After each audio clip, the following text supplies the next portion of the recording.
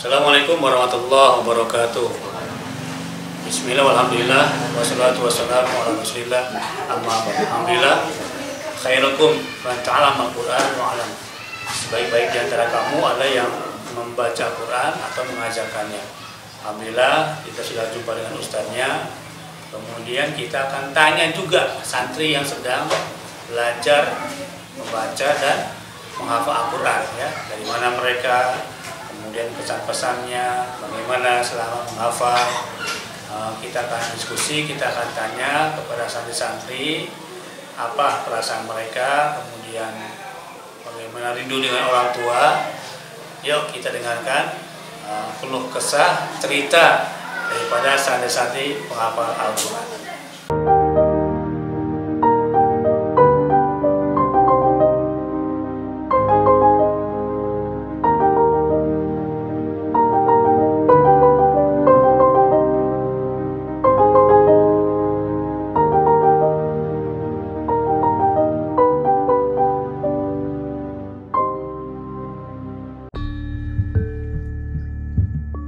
Banyak pengalaman dan tantangan yang dihadapi oleh Ustadz Imam Mustaqim guna mengajarkan ilmu tahfiz Quran kepada para santrinya di Nurus Sakinah ini.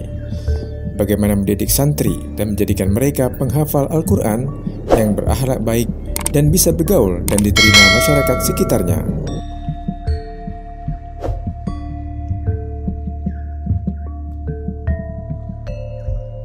Berbagai metode dipakai guna pendekatan kepada para santri, agar santri terbuka hati dan pikirannya untuk fokus dan menjaga hafalan Quran mereka. Alhamdulillah, Rumah Tahfiz Nurus Sakinah telah memasuki usia 3 tahun. Dan para santri sudah ada yang hafalannya mencapai 21 juz. Masya Allah. Dari santri itu siapa yang betah, terus siapa yang kabur? Kenapa dia betah? Kenapa dia kabur? Kenapa Ustaz? Sebabnya yang pertama sih dari pribadi anak tersebut. Ada yang mereka memang mondok itu karena perintah dari orang tuanya. Ini poin pertama yang paling penting bagi orang tua. Secara umum mereka menginginkan satu hal, tetapi mereka tidak mau menuangkan maksud dan tujuan atau kelebihan daripada yang diinginkan tersebut. Kalau bapak ibu menginginkan untuk anaknya hafiz Al-Quran, maka berikan kata-kata yang baik kepadanya bahwa orang yang hafiz Al-Quran memiliki keutamaan sekian, sehingga akan membuka hatinya untuk mau menghafal Al-Quran. Yang kedua, biasanya ujiannya itu datang dari sesama mereka, teman-teman. Karena yang ada di pesantren ataupun di rumah tahfiz tidak semuanya memiliki karakter yang sesuai, masih ada dalam tahap proses perbaikan. Mungkin ada yang berkata-kata kasar, atau mungkin ada yang tingkah lakunya kurang berkenan dengan dirinya sehingga dia tidak betah. Atau bisa juga penyakitnya itu anak yang tidak betah ini tergoda dengan suasana luar. Maka ini penting bagi pengajar untuk mengontrol, selalu memantau atau selalu memperhatikan bagaimana gerak-gerik anak-anak kita yang dalam binaan kita.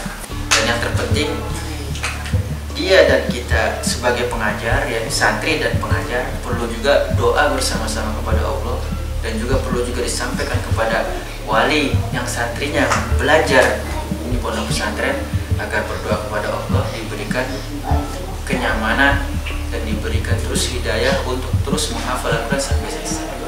Nah, rumah tahfiz ini memang di komplek masyarakat, di mana ustadz dan santrinya langsung berbaur. Apa tanggapan dari masyarakat, terutama warga masjid yang dekat dengan rumah tahfiz ini? Silakan Ibu. Untuk di rumah tahfiz ini ya, yang beralamat di Jalan Cipta Karya, Perumahan Nurus Sakinah, alhamdulillah dari perangkat keamanan, kemudian RT dan RW semuanya sangat senang ketika kita berada di sini menghafal Al-Quran. Kemudian juga para pengurus masjid ataupun musola, mereka sangat senang sekali, berterima kasih karena kehadiran santri menjadikan ramai dalam beribadah, dalam sholat, dan juga santri juga sering juga untuk membantu pengajian-pengajian di setiap sebulan sekali.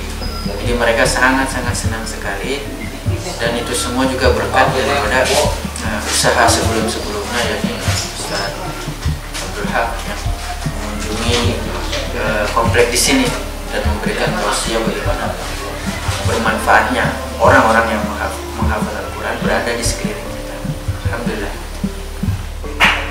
mendapatkan murid atau santri yang bisa dikatakan masih sangat dalam proses untuk perbaikan, maksudnya dia masih nakal, dan nakalnya itu nakal yang bisa memberikan kerugian bagi orang-orang sekitar sini. Kemudian ada juga yang pernah berkelahi dengan anak tetangga, itu kita harus segera respon, kita harus segera terjun, kita datangi orang tua ataupun warga yang berkaitan. Nah, di situ perlu pengalaman kita untuk mereda amarah orang-orang sekitar gitu. Saya pun juga merasakan kemarin seperti itu ada. Kemudian yang kedua, tantangan yang besar juga ini untuk mengejar target. Jadi kita di sini menghafal targetnya minimal 1 bulan 1 juz. Tapi kita juga mendapatkan beberapa santri yang belum mampu untuk menghafal 1 bulan 1 juz. Maka kita di situ dipacu bagaimana terus berpikir, memposisikan program kepada diri anak tersebut agar anak tersebut bisa menghafal 30 juz. Kalau untuk target kita samakan, tetapi kalau untuk metode menghafal atau caranya kita berikan berbeda-beda. Ada mereka yang memang cara menghafalnya hanya dibaca 3 kali mereka bisa hafal langsung. Tapi ada yang mereka harus per kalimat dihafal sehingga akan lebih lama memakan waktu. Itu pun kita harus sabar, kita harus berikan dia dispensasi atau keringanan, dan kita berikan motivasi sama dia, gak masalah, gak apa-apa untuk awal-awal ini. Dan memang nanti untuk berikutnya semakin banyak hafalan dia akan semakin cerdas, akan semakin mudah dia untuk menyelesaikan hafalnya 30 juz. Jadi memang di awal-awal ini seperti itulah. Untuk target kita samakan, tetapi untuk metode kita lihat bagaimana yang cocok untuk dia. Bagi orang tua harus betul-betul rela dan ikhlas ketika anaknya ingin menghafal Al-Quran. Karena banyak juga dari kalangan wali santri, wali murid yang mereka ragu-ragu. Bapaknya ingin hafiz Al-Quran, ibunya ingin sekolah umum. Jadi akhirnya si anak ini berangkat dalam keadaan ayahnya ridho, tetapi ibunya tidak ridho. Atau terbalik, kadang-kadang ibunya ingin jadi hafiz Al-Quran, tapi ayahnya ingin sekolah umum. Akhirnya anak tersebut belajar dalam keadaan ayahnya tidak ridho walaupun ibunya. Jadi perlu disatukan pikir antara kedua belah pihak, antara ibu dan bapak, untuk menselaraskan niatnya menjadi hafiz Al-Quran, dan itu akan sangat berpengaruh kepada aktivitas anak kita nanti di pondok pesantren. Yang kedua, kita harus memahamkan betul-betul anak kita agar dia semangat betul-betul ketika di pesantren, dan jangan sekali-kali menjadikan pesantren atau rumah tahfiz itu sebagai bahan pelarian. Maksudnya bahan pelarian apa? Anaknya sudah bandel di sekolah, bandel di rumah, putus pikiran, putus asa, gimana nih, udahlah taruh di pesantren, sehingga seolah-olah pesantren itu sebagai tempat pembuangan anak-anak nanti. Justru ketika bapak ibu mendapatkan anak yang cerdas, anak yang pintar, larikan anak-anak bapak dan ibu ke pesantren, karena dia akan sangat potensi menyelesaikan hafalan 30 juz. Seandainya bapak ibu mendapatkan anak yang nakal ataupun anak yang susah diatur, doakan kepada Allah, dan jangan sekali-kali bilang anak kita itu anak yang nakal, karena ucapan orang tua adalah doa untuk anaknya. Serahkan ke pesantren, katakan, wahai Ustadz, saya serahkan anak saya ini agar dia menjadi hafiz Al-Quran. Dan memang Rumah Tahfiz Nurus Sakinah memiliki target agar santrinya bisa hafal 30 juz selama 3 tahun. Dan itu bukan target yang muluk-muluk. Asal tekun, fokus, dan memiliki niat yang kuat, insya Allah menghafal Al-Quran 30 juz bukan sesuatu hal yang mustahil untuk dicapai. Mari kita simak beberapa santri Nurus Sakinah mempraktekkan hafalan mereka berikut ini. بسم الله الرحمن الرحيم وما أبرئ نفسي إن النفس لأمارة بالسوء إلا ما رحم ربي إن ربي غفور رحيم وقال الملك ائتوني أستغلس لنفسي فلما كلمه قال إنك لدينا مكين أمين قال اجعلني على خزائن الأرض إني حفيظ عليم وكذلك مكنا ليوسف في الأرض يتبوأ منها حيث يشاء نصيب برحمتنا من نشاء ولا نضيع أجر المحسنين ولأجر الآخرة خير للذين آمنوا وكانوا يتقون وجاء إخوة يوسف فدخلوا عليه فعرفهم وهم له منكرون. أعوذ بالله من الشيطان الرجيم. بسم الله الرحمن الرحيم. واعلموا أنما غنمتم من شيء فأن لله خمسه وللرسول ولذي القربى واليتامى والمساكين وابن السبيل إذ كنتم آمنتم بالله وما أنزلنا على عبدنا يوم الفرقان يوم التقى الجمعان والله على كل شيء قدير إذ أنتم بالعدوة الدنيا وهم بالعدوة القصوى والركب أسفل منكم ولو تواعدتم لاختلفتم في الميعاد ولكن ليقضي الله أمرا كان مفعولا ليهلك من هلك عن بينة ويحيى من حي عن بينة وإن الله لسميع عليم وإذ يريكم الله في منامك قليلا ولو تراءهم كثيرا لفشلتم ولتنازعتم في الأمر ولكن الله سلم وإنه عليم بذات الصدور.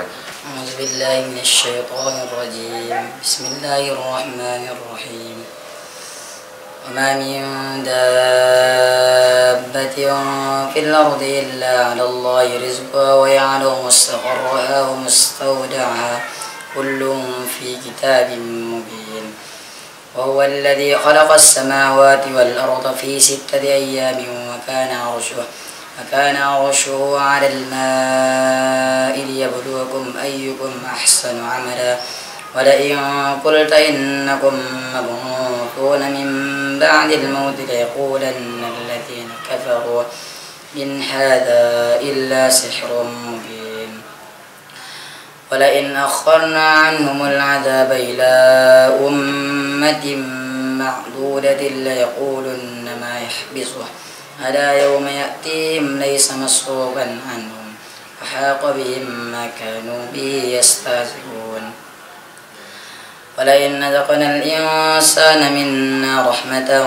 ثم نزعناها منه إنه ليئوس كفور ولئن ذقناه نعماء بعد ضراء مسته ليقولن ذهب السيئة عني إنه لفرح فخور إلا الذين صبروا وعملوا الصالحات أولئك لهم مغفرة وأجر كبير فلعلك تارك بعض ما يوحى إليك وضائق به صدرك أن يقولوا لولا أنزل عليه كنز أو جاء معه ملك إنما أنت نذير والله على كل شيء وكيل. صدق الله العظيم.